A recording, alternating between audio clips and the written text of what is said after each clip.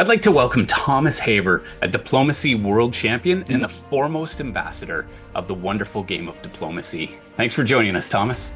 Oh, it's fantastic to be here. I'm a big fan of your diplomacy videos and the history of Avalon Hill, so it's a real honor.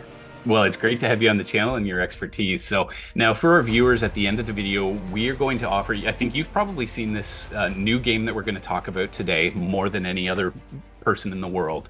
So you're going to offer 3 tips that you've amalgamated based on what's been working for people, just so that players can hit the ground running and get a slight edge over their friends when they start. So today we're talking about, I would say, a new era of diplomacy. We started with the original diplomacy in 1954. 40 years later, we have colonial diplomacy comes along. And now 31 years later, we have a new game, Diplomacy Era of Empire. So can you tell me, how does this game compare with the other two? Yeah, so I would say it's very close to Colonial. And in fact, because that was a property owned by Avalon Hill into Hasbro, and we licensed it and redid it. So Era of Empire is sort of like a completely reimagined version of colonial diplomacy. So what's different about this? Well, it's much larger. There are 109 total provinces in here. There's almost twice as many supply centers as there were in the base game. You were set in the Far East in Asia, parts of Africa, and Eastern Europe in this game. You're in the age of new imperialism, where you're playing as Turkey, Russia, Britain, France, Japan, China, or the Netherlands. Congratulations, Netherlands. You've upgraded from Holland to a full power that you can play. And so good. I love that you've included them. We absolutely made their color orange too. So we're Nice. giving respect to our Dutch friends. They'll appreciate that. So what are some of the major differences that a traditional player, and can you play with, do you have to have all 7 players, or can you play with a smaller player count? Just like in classical diplomacy, there are rules, alternative ways to play for fewer than 7 players on there. In some cases, playing multiple powers at once. So we provide that in the rule book. And just like classical diplomacy, like the preferred way to play, of course, is you have the full complement of 7 players. The sort of interpersonal interactions that occur between those are the best. There are some core differences, though, that you asked about. So one of those differences relates to the winter phase, or the build and disband phase. So you have some core changes that have occurred. One of those is conversion. If you are in a supply center at the end of a year, regardless of whether you have builds or disbands, you can convert armies to fleets and fleets to armies. You just indicate the type of unit and the location where it is, and it will change. Wow, that's cool, because often in original diplomacy, you get pot committed and you realize, oh no, I've got like 8 fleets and 1 army, and you get stuck. So neat way that you can adapt your strategy. And you'll see in here, as people learn and play, that because of the map differences, it actually becomes a necessity for you to advance and really go for that solo victory, is you're going to need to make good use of conversion at different points in the game. Right. Okay. And it's not 18 centers to win now. No, it's 22 centers to win. And here's the cool part about that.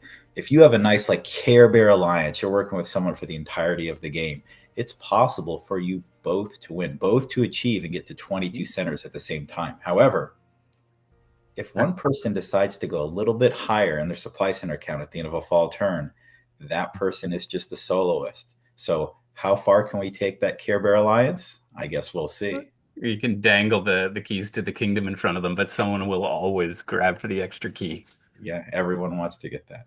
That's awesome. Now, in terms of builds, will that work the same, or are there some differences there too? So you still have your typical builds and disbands based upon equalizing your supply center count to the number of units that you have, with the option to defer.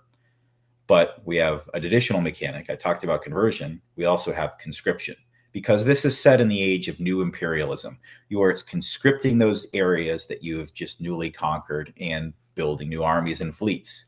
So this allows you to build in any center you own, not just your home centers as in classical diplomacy. So this means that the game is a little bit more aggressive, that you can put those forward builds out there and really expand your empire quickly. Wow. Do you find a lot of players are leaping forward to steal a center so they can quickly try to build and mobilize there, or does it change the nature of how players interact? Absolutely. So, in classical diplomacy, I would say the board is a little bit more tighter. It's like, who's going to get Belgium between those 3 powers? And it's, perfectly fine for someone to build with like 1 center, 2, or if they get lucky, they'll get 3. on there. Here, it's much more possible for you in the first year as a power to double up, for Oh, you to go wow. from 3 to 6 or go from 4 to 8 to start the game. And you may hold back on some of those builds instead of putting them back in your original starting centers, because there's no more home centers anymore, just where you start the game. And instead, wait and use those as forward builds so you can really swing forward very quickly. So, in this way, even though the board is bigger in terms of number of provinces and centers, the game still plays about the same amount of time because it's much more aggressive. You escalate more quickly in this game. Oh, wow. Okay. But I wonder if it's like France, where maybe you don't want to drop all three of your centers all at once because suddenly then everybody targets you. Do you find that's the case?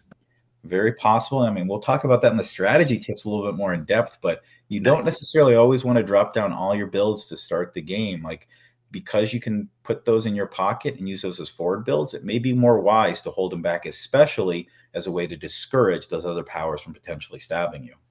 Very cool. Now, I'm looking at the map here and I see there are some new features that might look a little bit different. The Himalayas are looking different, and there's some lines on here that we should talk about. What can Mhm. you tell me there? Yeah, so I'd say there's a lot of sort of corollaries between classical diplomacy and this, and that was done intentionally. So that way you have a comfort level with existing players, as well as having new players jump in and learn era of empire first and then go to classical diplomacy. So you mentioned the Himalayas. That is an impassable territory, same as Switzerland. It's also located in the center of the map. So it's like, how about that? You also see these yellow arrows at different points across the map board. So those are known as straits. So that means armies or fleets can go to those adjacent territories on there. In classical diplomacy, people are familiar with this between Denmark and Sweden, that an army can go from one to the other. And that's a common question for new players. Here, we're making it more explicitly by showing on the map, by having it written into the rules that, yes, you can pass along. So you can see it's possible for you to take an army in, say, Vladivostok and walk your way down all the way through the Japanese islands or vice versa. This helps out open up the game, makes it more possible for you to have armies traverse those areas rather than having to focus on convoys a lot more. Now, you've seen a lot of players playing this one. We've got a giant walkable map at Mhm. various conventions. So, for people who've never played original diplomacy, how quickly can they get into this, and what challenges might they have? Yeah, it takes about the same amount of time to learn this as it is for classical diplomacy. And I can tell you this was by design. So I've taught close to 2,000 people how to play this game. So over the course of those many years, you get a lot of common feedback from new players about like what they like or don't like about the game or what is confusing to them, not intuitive. So we made sure that the gameplay in this case was intuitive to new players. So they can jump in and learn Era of Empire independent of the original release of Diplomacy, and then they can convert over if they wanted to. Or if you're an experienced player and know the rules of diplomacy, you can jump into Era of Empire. The rules descriptions, the changes that we just mentioned there are enough for you to like go in and start playing immediately. So we want to make it really easy for crossover between those two groups. So, as promised, our channel loves to focus on strategy. So, from the games that you've seen, which sounds like it's been quite a few, could we narrow that down to about three tips that you could offer? What should people be focusing on in terms of tactics, diplomacy, strategy? What would you suggest? Yeah, so I've played a lot of playtest games with people, both online and in person, and now we're getting into like the demo games with like the final result out there. So here's the hints that I can give you for that first game. So we'll do like the 0th hint. Don't reveal to your friends that you watch this video, so that way they'll come after you to start the game. Now we can start the actual hints, all right? Nice. So one of those is winter phase has greater importance in Era of Empire than classical diplomacy because of the conversion and conscription. In classical diplomacy, you often talk about the builds in the fall turn. You know, you don't want to have someone like build, you know, like France, you want to see Fleet London toss up. You don't want to see Fleet Brest as England, like etc. And you talk those things out. But here, you can have the build stab. Because it's such a larger map, it's Hmm. harder for you to do the like set up in the spring for the fall turn stab. Instead, what's more likely is you set up for builds with forward building using the conscription and using conversion, going armies to fleets or vice versa, for a big swing into other player. And so set up for that build stab. So, there might be more surprises in this version of the game. Absolutely. I would say like make good use of your fall time. Like talk to all the players because you don't know what's going to pop up once you get to that winter phase. Because there's no negotiation during the winter phase. So there's a lot of surprises in store. That's awesome. Okay, let's move to tip number 2. Yeah. So because the map is so big and you're going to likely have the ability to double up in the first year, it's not good to play passively in this. This is a more aggressive game than classical diplomacy. Your armies and your fleets are your sword. Swing your sword. Swing in one direction or the other as needed on there, because you cannot defend everything, nor can you attack everything. So look for a good direction where you want to focus your efforts and go there. Awesome. Okay, and one final tip. I assume you saved the best for last. The best for last is important, is because it's not possible for you to stay back and defend everything. And sometimes it's better to defer those builds. But here's an important part just for those classical diplomacy fans. Everyone loves to maintain control of their home centers, right? That's where you get to build. If you lose those, like your chances for winning the game are very low. Here, because you can build anywhere, sometimes it's okay to give up one of your starting centers for the sake of maintaining a good alliance, and even giving up multiple of your starting centers for the sake of growing enough to be in that draw. So don't hold back from making those exchanges as you would for like neutral supply centers for your own home centers that you start the game with, because you can build anywhere. It's okay. You can be a 15 center Netherlands that doesn't control one of your home centers, because congratulations, you have 15 units on the board and you're going to be in the draw. So keep that in mind when negotiating with players, especially if you're going to swing in one direction or the other. It's okay to give up one of your starting centers for the sake of having a good alliance. Ooh, that's very cool. I love that tip. Now, when I saw the board too, I looked at it and thought, I don't want to be the player in the center of the board, because it just feels like you're surrounded. Is there, would you say, an advantageous position, or is there an Italy in this game where it's a little harder to win with one of the powers?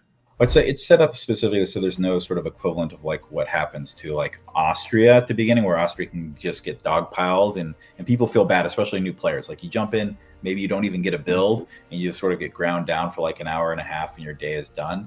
Here, that's not possible. I would say in diplomacy, there's a lot more of like east-west movement is what you traditionally see in diplomacy for the units. Here, you also see a lot of north-south movement, especially on the eastern side of the board.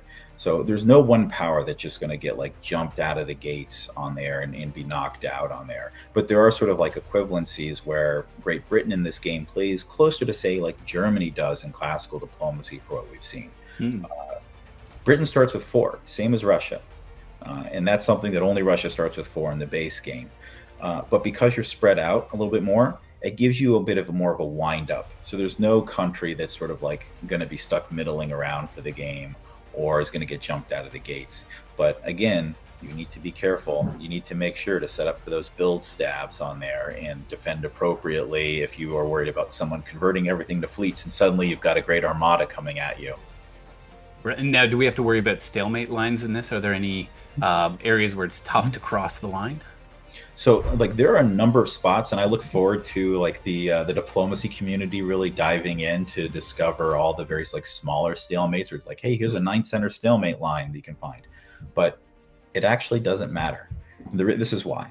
Is in diplomacy, like controlling roughly, half the map, in this case 18 of the 34 centers, is the solo. So you get to 17, hey, you got the stalemate here.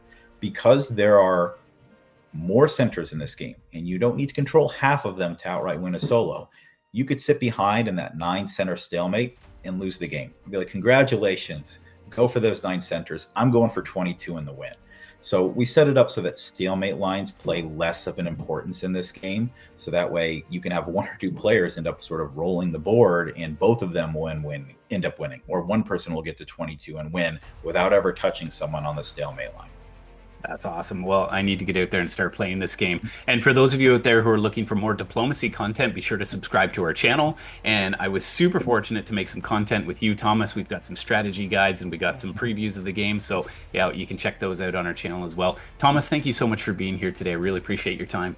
Okay, thank you so much. And I want to remind everyone out there, Era of Empire releases August 2025. Check it out at Gen Con or a friendly local game store near you. Brilliant. Now get out there, get gaming, and be legendary. Take care, everyone.